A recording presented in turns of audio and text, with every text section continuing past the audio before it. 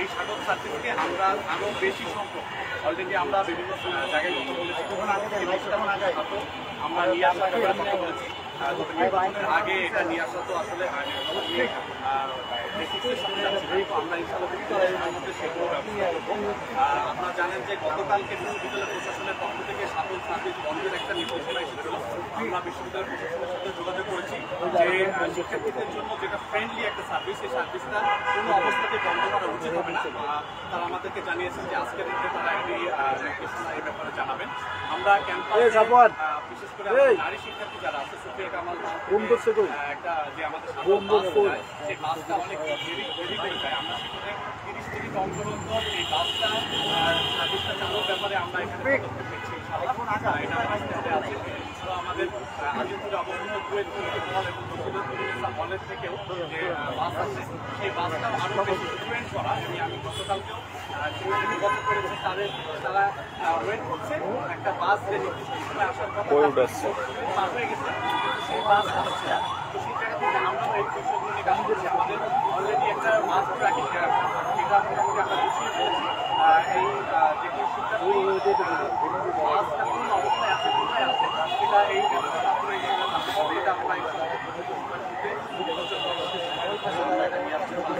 এছাড়াও ক্যাম্পাসে আমরা জানি যে গার্ডেন হলের সামনে এখানে রিক্সার গ্যাদারিংটা অনেক বেশি।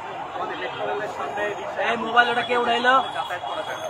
সেই জায়গা থেকে নিয়ন্ত্রণ করা এবং নিয়ে আসার ব্যাপারে আমাদের পরিকল্পনা আছে। আমরা চাচ্ছি ক্যাম্পাসে ফ্রি অ্যাম্বুলেন্স সার্ভিস যেটা, সেটাকে আরো উন্নীত করা, ভালো মানের সার্ভিস প্রোভাইড করা এবং অনাবাসিক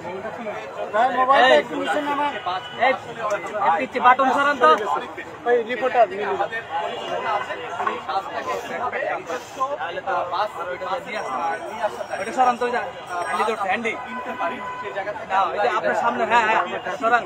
আমরা হয়তো 1 বছরের মধ্যে সব বাস কিনে ফেলতে পারবো না, কিন্তু আমরা এটা পরিকল্পনা করে আমরা নিয়ে এসে সাংবাদিক এটা কাজ শুরু করবো। এবং আমাদের প্রত্যেকটা আমাদের এদিকে বনানী পর্যন্ত বাস থেকে আমরা এখানে নতুন বাস এই রুটে নিয়ে আসার জন্য আমাদের পরিকল্পনা আছে। তো এরকম আলোচনা পরিকল্পনা আমরা নিয়েছি। আশা করি আপনাদের সামনে আমরা এগুলো উপস্থাপন করবো। অনাবাসিক শিক্ষার্থীদের একটা বড় অংশ আছে, 50%-এর অধিক অনাবাসিক শিক্ষার্থী, তাদের ভ্যাসেল পূরণে আমরা বদ্ধপরিকর আমরা কাজ করে যাচ্ছি।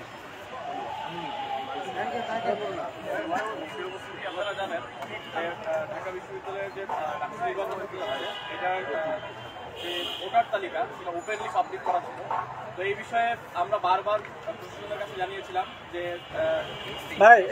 শিক্ষার্থীরা তাদের প্রাইভেসি লঙ্ঘন এবং অন্যান্য সকলের প্রাইভেসির লঙ্ঘন, এই বিষয়ে তারা কোনো ব্যবস্থা গ্রহণ করেনি।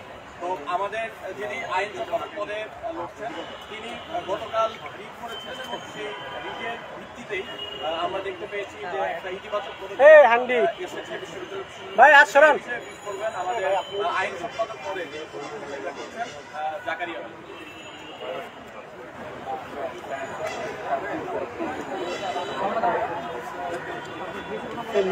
ভাই হুটাট করে কোনটা আসতেছেন?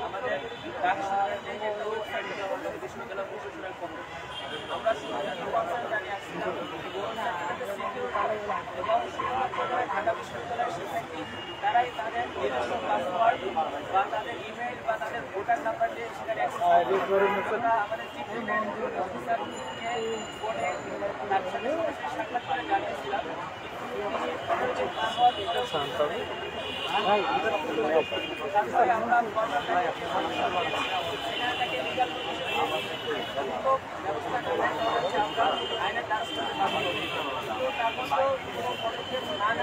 আমরা আগামীকাল 4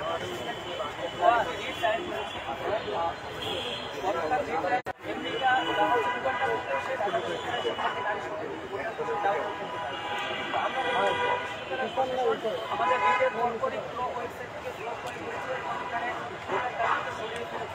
তো আমরা দাবি জানাচ্ছি আমরা চাই ভোটার তালিকা যেটা পাবলিক থাকবে ঢাকা বিশ্ববিদ্যালয়ের দেখতে পাবো। আমাদের কনসার্নে দেখা হচ্ছে ভাই আপনার ক্যামেরা সাদা সাপ বলতে কানেক্ট যায় না তো বোম লাগে দেখা যায় বোম দিয়ে একটু দূরে দূরে বোম তো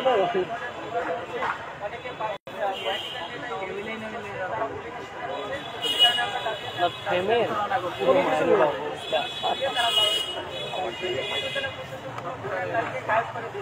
আমরা